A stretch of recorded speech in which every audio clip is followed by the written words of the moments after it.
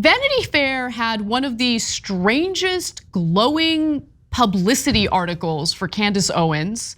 Candace Owens of all people, like the woman who ran cover for Kanye West after he said some of the most vile anti-Semitic things. That Candace Owens. Now, this comes after she also, by the way, continues to provide cover for January 6 rioters. Nonetheless, the piece is Candace Owens, friends of Kanye, power troll, parlor trad wife is playing for keeps. So that headline I think is all right. It's really the content of the piece itself that was weird to me because it just seemed to be like, it seemed like the writer here, Emily Jane Fox, was almost like fawning over Candace Owens. So I'll give you a few excerpts so you know what I mean. So they quote some of the people that are familiar with Candace Owens, including a former Vogue employee who worked at Vogue at a time when Candace Owens was an intern there. And this Vogue employee was quoted as saying, quote, "She never took no for an answer. She was organized and relentless, smarter than everyone, and knows that." Really? Smarter than everyone? Why don't we give you a little taste of just how smart Candace Owens is? Global warming, global climate change is definitely real. It's happening. Well, the question is, why always has it happened? Yes, it has always happened. So what is the climate change? Yes, the climate changes. It was different weather yesterday than it was today. If Hitler just wanted to make Germany great and have things run well, okay, fine. The problem is that he had dreams outside of Germany. He wanted to globalize. He wanted everybody to be German, everybody to be speaking German, everybody to look a different way. That's not, to me, that's not nationalism. What is DEFCON 3? Did he mean DEFCON 3? Which would be a military defense position, not an offense for those of you that are offended, a military defense position. Is he tweeting this because he's reading the Newsweek headline calling him an anti-Semitic? Is he angry because he can't believe that he's not free to talk about people in his life who happen to be Jewish? Yeah, that last clip was Candace Owens pretending to be confused about Kanye West's very clear and obvious anti-Semitism. Now, I want to give you a few other quotes. So Emily Jane Fox also quoted another fellow intern of Candace Owens, also during her, I guess, Vogue era. She was running the show and completely kicking ass, a fellow intern said. There was not some kind of formal hierarchy, but it was very clear that she was running the show. People loved her. And then, okay, those are just comments. Those are quotes from people who are familiar with Candace Owens. What did Emily Jane Fox herself write about Candace Owens? The Daily Wire is where, in the conservative fiefdom, she's become the it girl. Enough so that just about everyone, including Owens herself, wonders if she has a future in politics. If you see how her staff stays glued to her as she commands their daily meetings, cracks up at her jokes during taping, how commenters online worship her, how the Republican media powers that be, Sean Hannity, Tucker Carlson, feed off her words, nothing seems far out of reach. I mean, I've got more excerpts for you, Brian, but I gotta jump in, I gotta have you jump in. And I don't know, maybe I'm being too tough on Emily here, but what do you think? It's interesting on the heels of the 60 Minutes interview with Marjorie Taylor Greene too, where there's like this, I think we should get off this question of whether like the media is allowed to or is permissible to cover people. They can cover whoever they want. Agreed. And they can write and interview people whoever they want. Agreed. And whether you can debate her like star power or her status, but you can apply your own test of is she newsworthy, and that's like a false debate to me. She's clearly on the national radar. She's in the media landscape. People listen to her. She's got a lot of followers, etc. Sure, but it's the tone of the piece, right? And it is the tone of the piece, and I feel like a more seasoned, older journalist with more historical perspective and context would write a fairer piece, a shorter piece. I feel like one of the things that really bugs me, I'm going to sound super old right now, about a newer generation of journalists is that everyone is great. Everything is so great. Everything is so big, and everyone is doing such amazing things. And there's lauding of meritorious BS on people who really haven't done anything except create theater. And the one thing the Young Turks don't do is create theater. You don't get on here and say provocative things just to be viral, and just to say things that are going to sort of like send out an electrical current into the electromagnetic spectrum and get everybody upset. You're actually trying to shine light on things, issues, context.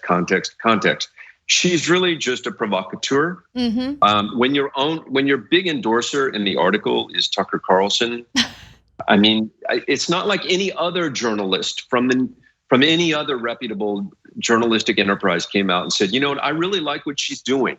She's doing something that's really interesting. And that's not from a publisher of the Washington Post. I know I'm going to get crap just for saying that because they're the beacon of liberal sort of journalism. But still, pick any paper in America. Pick the LA Times, pick New York Times, pick the Atlanta Journal-Constitution. Is she doing something profoundly innovative in the journalistic space? Or speak to academics. How about professors of journalism, Black, white, just anyone. No one's saying that this is like she's the vanguard of journalism. It's just more of this kind of, let's just waste 10 pages on someone and write all about them stepping out of their Black Suburban in the morning with their coffee and starting a chauffeur, and it's just this attribution. And I'm sure there's going to be, the next thing we know is that HBO will probably do a 6-part sort of scripted drama about her. Yeah, no, but that's what I wanted to really focus on here, because that's the frustrating thing about the incentives in our society. Because all of the incentives are to be a bad person, right? To say terrible things for the shock value. It grows an audience, unfortunately. It then leads to glowing puff pieces. And you're right, it was an insanely long piece, and I decided to stick to it because I'm like, all right, this is long, so at some point the writer here is gonna balance out all of this glowing garbage about Candace Owens. I mean, look, the 60 Minutes interview with Leslie Stahl and Marjorie Greene, it's interesting because the first thing I saw when it came to that interview was the interview in its entirety. Whereas I think most people who were complaining about it on Twitter saw one clip that the 60 Minutes page had tweeted out. And that one clip, out of the context of the entire interview, made it seem as though Leslie Stahl didn't really challenge her on anything. Now, I think that there were portions of that interview that were certainly weak, and I wish Leslie Stahl pushed back harder. But she's a product of an antiquated journalistic model. And so that antiquated journalistic model is basically don't be combative, stay calm, ask the questions, like it's polite pushback. But we're dealing with a different stock of politicians now who are combative, aggressive, lie with a smile on their faces. And you need someone who has the ability to push back effectively. But there were moments in that interview that I think Stahl did an okay job, right? There were weak moments and not so weak moments. With this puff piece from Vanity Fair, no, the whole thing, it's almost as if Candace Owens wrote it herself. It's insane. And to your point, Brian, about, the shock jock nature of Candace Owens, I mean, get a load of this excerpt. Candace is unapologetic and unafraid and keenly aware of how to weaponize talking points to get what she wants. Absolute certainty goes viral, and no one is more absolute or certain than Owens. But is it all deeply felt, or is it the performance of a lifetime? It's such an easy answer, Owens said when I asked her which, smiling and blinking her eyes at me like I was the world's greatest idiot. So is that like, did she say yes there? I mean, what are you trying to communicate there? And what are you trying to communicate to the reader? That Candace Owens is saying shocking things that she doesn't believe because she's a grifter who has catapulted to the level of fame necessary to get a glowing Vanity Fair piece written about them. I mean, anyway, it's like obvious to people what Candace Owens is doing, but instead of suffering consequences for being a dishonest grifter, she gets rewarded for it. And that's what I'm talking about when it comes to all of the incentives being in the wrong place. I agree. And that's why this defamation case at Fox is so important. Because when cynicism is undermining the tenets of real journalism, and you get to say whatever the heck you want, and you get to be as theatrical as you want for the sake of being provocative, theatrical, and let's just be honest, gathering as much audience as you can in one big tent, you have certain responsibilities and you can be held accountable for them.